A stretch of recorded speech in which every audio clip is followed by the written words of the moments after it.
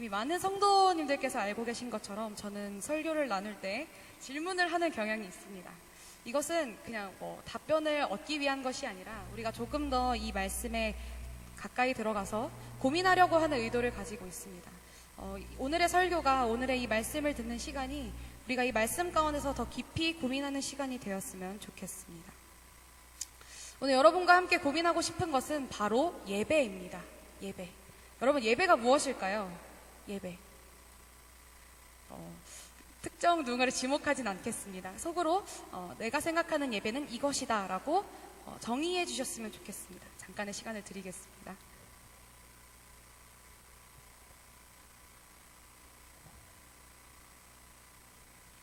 생각해 보셨나요? 정말 잠깐이었죠? 네. 제가 설교를 준비하면서 몇몇 사람들에게 물어봤어요. 저기 계신 전도사님께도, 제 친구에게도, 아니면 제 스스로에게도 여러 사람한테 예배가 뭘까요? 예배가 뭐라고 생각하세요? 라고 질문해 보았습니다. 제가 얻은 답변은, 제 친구는 우리가 하나님께 드릴 수 있는 유일한 것 또는 우리가 드려야만 하는 것이라고 답변했습니다. 저는 예배를 내게 향해 있던 시선을 하나님께 드리는 것이라고 생각합니다. 또한 마커스에서는 부르심에 대한 응답이자 반응, 하나님께서 우리를 부르신 것에 대한 응답 또는 반응이라고 이야기하고 있습니다. 모두가 다 다르잖아요. 그래서 사전적 의미를 한번 찾아봤습니다. 국어사전에서는 신이나 부처와 같은 초월적 존재 앞에 경배하는 의식 또는 그런 의식을 행함을 예배라고 말하고 있습니다. 여러분이 생각하시는 예배와 조금 공통점이 있나요? 있나요? 네, 생각해 주세요. 제가 이렇게 여러 답변을 얻으면서 발견한 공통점은 무엇이냐면, 예배라는 것의 이 예배라는 것의 행위의 방향이 우리 또는 나에게서 하나님을 향하는 방향을 갖고 있습니다. 하나님이 우리에게 주시는 것이 아니라 우리가 하나님께 향하는 것, 방향이 우리가 하나님께 드려야 되는 것, 아니면 내게 향해졌던 시선을 하나님께 돌리는 것, 혹은 초월적 존재 앞에 경배하는 것, 다 우리가 하나님께 드리는 방향이 이렇게 가고 있습니다. 이것이 제가 발견한 공통점이었어요. 제가 예배란 무엇입니다 라고 여러분한테 말하려고 오늘의 설교를 준비한 것이 아닙니다. 그것은 각각의 예배에 대한 생각이 다 다르고 우리가 삶으로 살아온 예배가 다르기 때문입니다. 그렇지만 우리 각자가 갖고 있는 예배의 정의를 생각해 본다면, 예배는 나와 하나님 간에서 이루어지는 경배의 행위일 것이라고 생각할 수 있습니다. 자, 우리가 성경에서는 여러 예배의 모델이 등장하고 있는 것을 우리는 알 수 있습니다. 성경에서 가장 먼저 볼 수 있는 예배의 모델은, 말이 좀 빠른 것 같아요. 가장 먼저 성경에서 볼 수 있는 예배의 모델은 바로 가인과 아벨입니다. 가인의 예배는 하나님께서 받지 않으셨고, 아벨의 예배는 받으셨습니다. 여기서 우리는 한 가지에서 굉장히 중요한 사실을 알 수 있습니다. 그것은 뭐냐면, 예배를 드리는 사람이 주체가 아니라 예배를 받으시는 하나님이 이 예배라는 행위의 주체가 되신다는 것을 우리는 알 수 있습니다. 예배하는 사람이 어떤 마음으로 예배하든지 간에 그것을 받고 안 받고는 전적으로 하나님의 선택에 달려있다는 것입니다. 그러나 우리는 마치 우리가 어떤 행위를 하고 나 예배했어, 나 예배 드렸어 라고 하면은 하나님께서 그것을 받으실 것이라고 착각하고 있습니다. 이것은 우리가 하나님 앞에서 예배의 주체와 객체를 바꿔버리는 굉장히 교만하고 위험한 행위라고 할 수 있어요. 우리가 마치 모든 어떤 행위를 하나님께서 받으실 것이라고 생각하면 안 돼요. 왜냐하면 그것은 예배를 받으시는 그 주체이신 하나님을 객체로 바꿔버린다는 것입니다. 가인과 아벨의 예배 이후에 잠깐 예배가 끊어지는 시기가 생겨났어요. 가인의 도주 이후에 그의 자손이 태어나고 아담과 하와의 아들인 셋이 태어나게 되었는데, 그 셋이 자라서 그의 아들 에노스를 낳은 후에야 사람들이 비로소 여호와의 이름을 불렀다라고 성경에서 기록하고 있습니다. 이것은 그 에노스가 태어나기 전까지는 그 예배에 대한 공백기가 있었다는 거예요. 근데 이 말씀을 원어에서, 창세기 4장 26절 말씀을 원어에서 보면은, 셋도 아들을 낳고 아이의 이름을 에노스라고 하였다.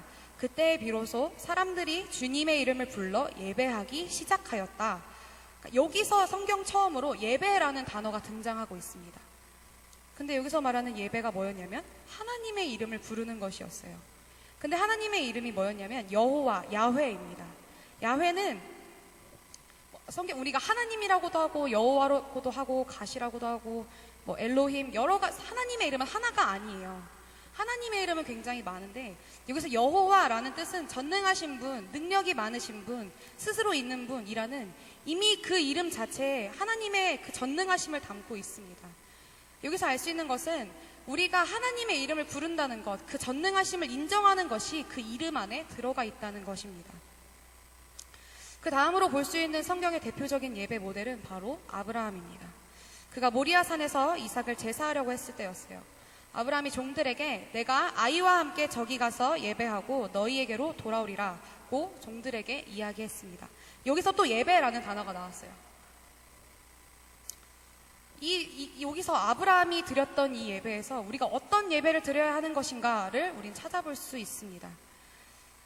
그것은 바로 하나님께서 요구하시는 것을 또 원하시는 것을 우리가 하나님께 드리는 것입니다. 하나님께서 아브라함에게 원하신 것은 뭐 어떤 좋은 양, 좋은 소, 좋은 염소를 바라신 것이 아니었어요. 네 독자 아들 이삭을 내게 바쳐라 라고 하셨어요. 그러자 아브라함은 네 하고 하나님께서 원하시는 그것을 드리려고 모리아 산으로 갔던 것입니다. 이것은 하나님의 시험이었기 때문에 이삭으로 제사를 받지 않으시고 준비하신 숫 양으로 제사를 받으시는 결과로 낳게 되었어요.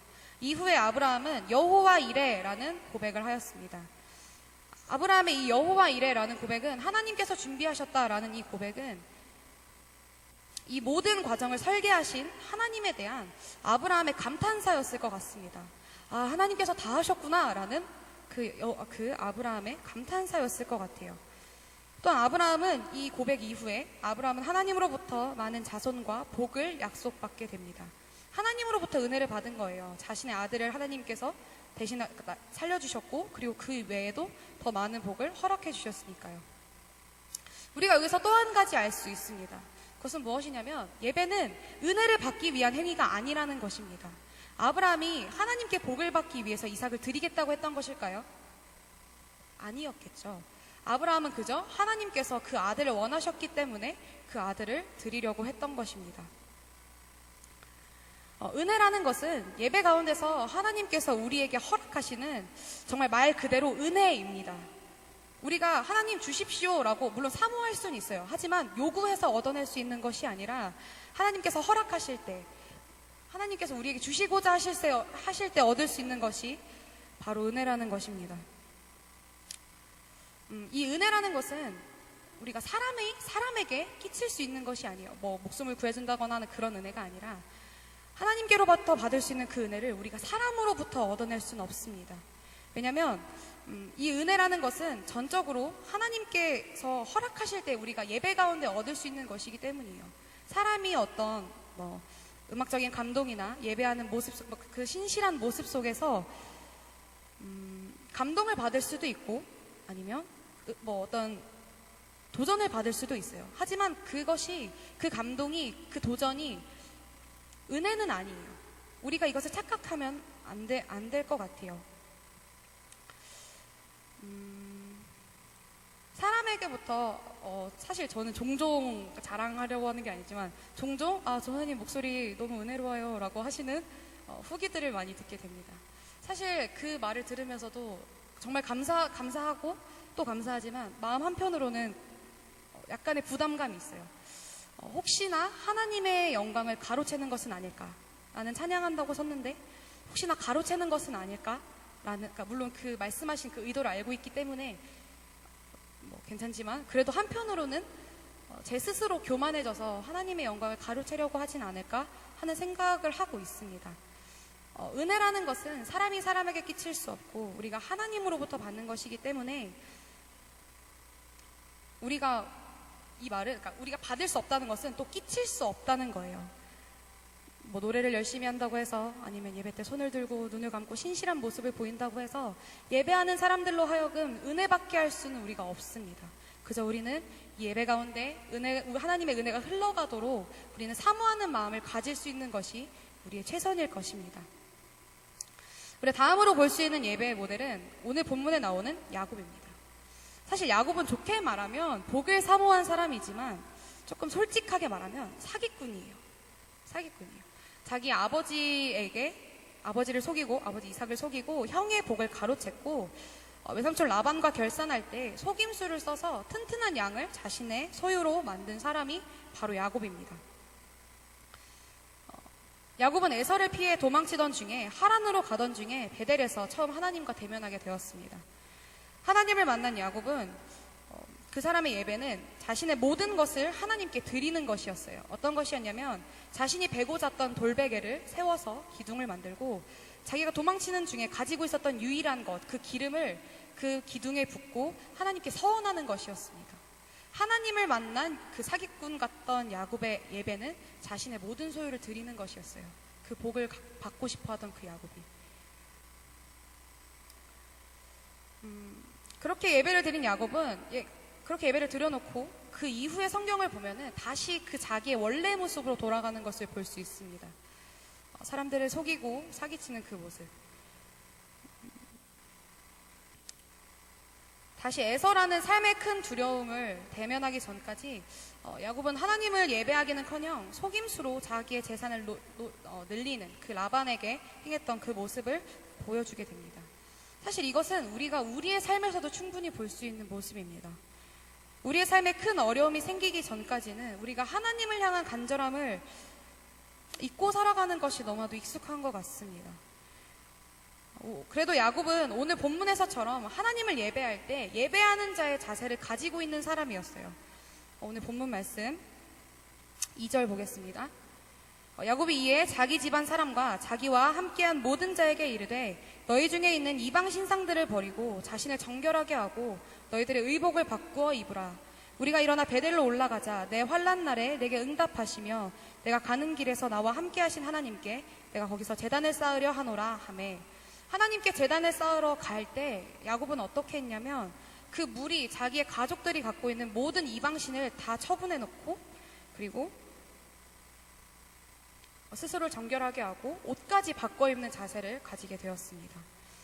이것이 우리와는 다른 자세인 것 같습니다. 본문에 나오는 이방신상들, 이것을 우리의 삶에서 찾는다면 우리에게 이방신상과도 같은 것들이 무엇이 있을까요?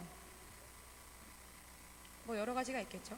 우리가 흔히 말하는 그 우상, 아이들한테 성경학교나 수련회 때 너 게임 많이 하는 것도 우상숭배야, 너 하나님보다 친구 더 사랑하는 것도 우상숭배야, 이렇게 아이들한테 말을 하죠.